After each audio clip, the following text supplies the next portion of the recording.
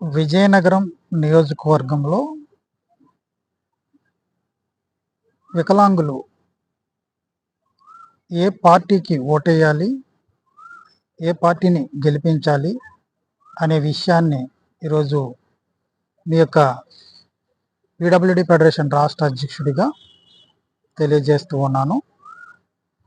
ఈ యొక్క విశ్లేషణను మీరు అర్థం చేసుకున్న తర్వాత మీరు తప్పనిసరిగా మీ ప్రాధాన్యతను నేను చెప్పే వారికి మాత్రమే మన యొక్క విజయనగరం నియోజకవర్గంలో ఉన్న దివ్యాంగులందరూ కూడా పాటించాలనేసి నేను నా హృదయపూర్వకంగా ప్రార్థిస్తున్నాను.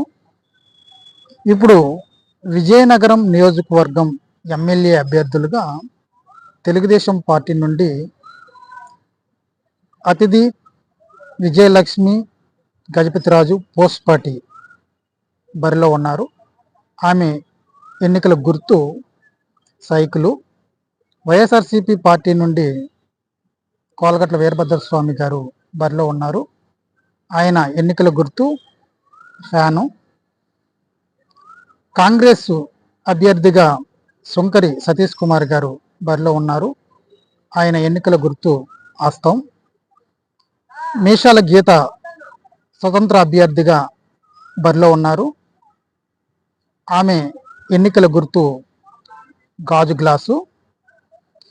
ఈ యొక్క విజయనగరం నియోజకవర్గంలో దివ్యాంగుడైన కందివలస సురేష్ కూడా బరిలో ఉన్నారు.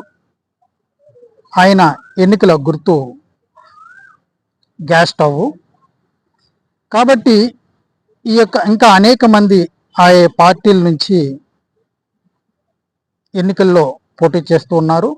స్వతంత్ర అభ్యర్థులు కూడా పోటీ చేస్తున్నాం. సుమారు 26 మంది ఈ యొక్క ఎన్నికల బరిలో నిలుస్తున్నారు.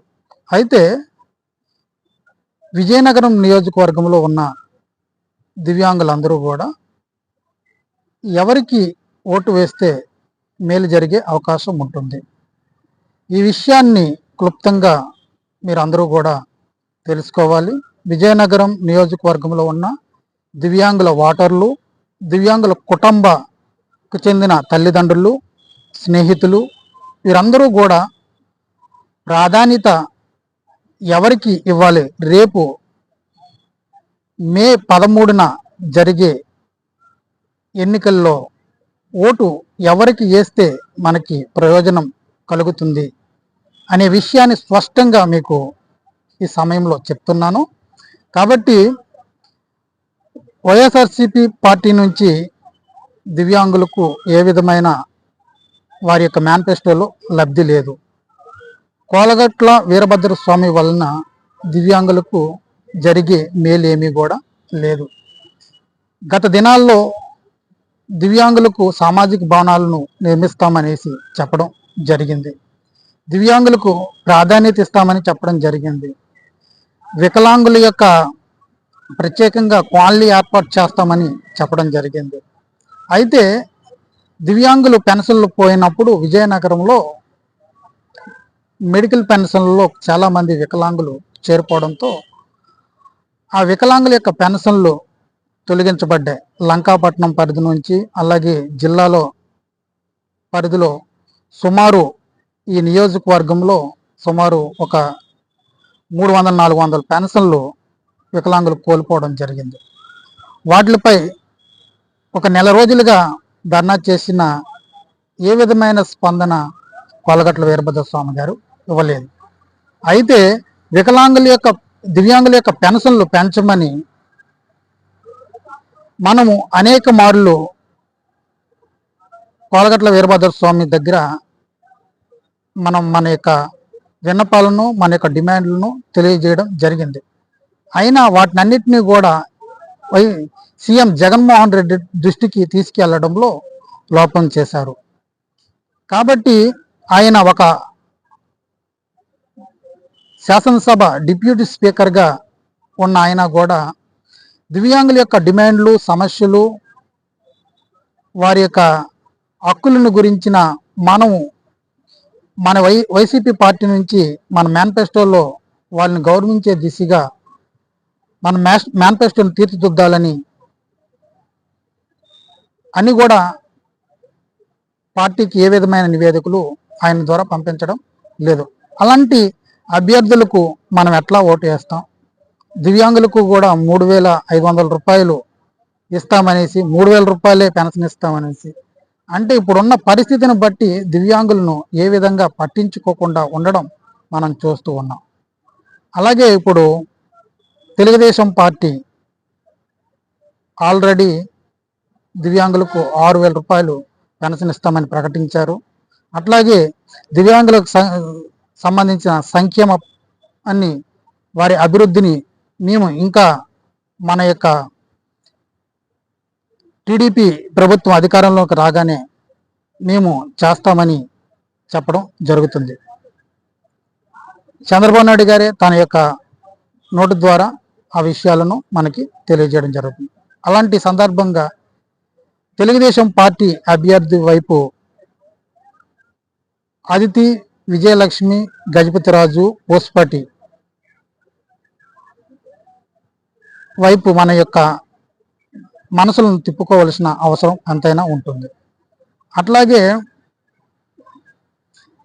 మీసాల గీత బరిలో ఉన్నారు. ఆమె కూడా తెలుగుదేశం పార్టీ మాజీ ఎమ్మెల్యే అయినా ఇప్పుడు కొన్ని పార్టీలో ఉన్న కొన్ని గొడవల వలన ఆమె వ్యక్తిగతంగా స్వతంత్ర అభ్యర్థిగా పోటీ చేయడం జరుగుతుంది. ఆమెకి గాజు గ్లాసు గుర్తుగా ఇవ్వడం జరుగుతుంది.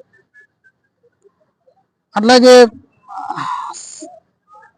సుంకరి సతీష్ కాంగ్రెస్ అభ్యర్థిగా బరిలో ఉన్నారు.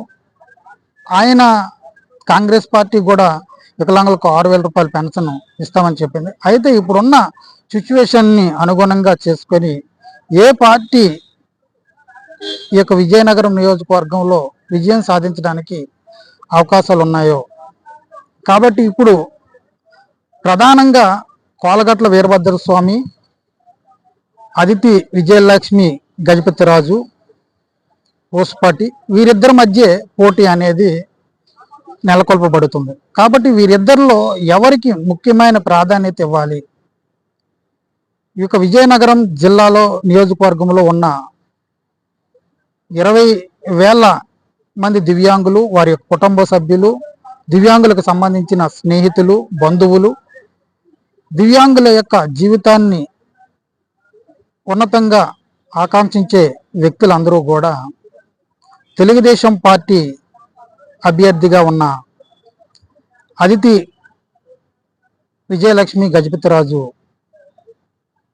పోస్పటి గారికి మద్దతిస్తూ ఆమె ఎన్నికల గుర్తైన సైకిల్పై ఓటు వేసి గెలిపించే దిశగా ముందడుగులు వేయాలని విజయనగరం నియోజకవర్గంలో ఉన్న దివ్యాంగులందరికీ కూడా నేను పిలుపునిస్తున్నాను.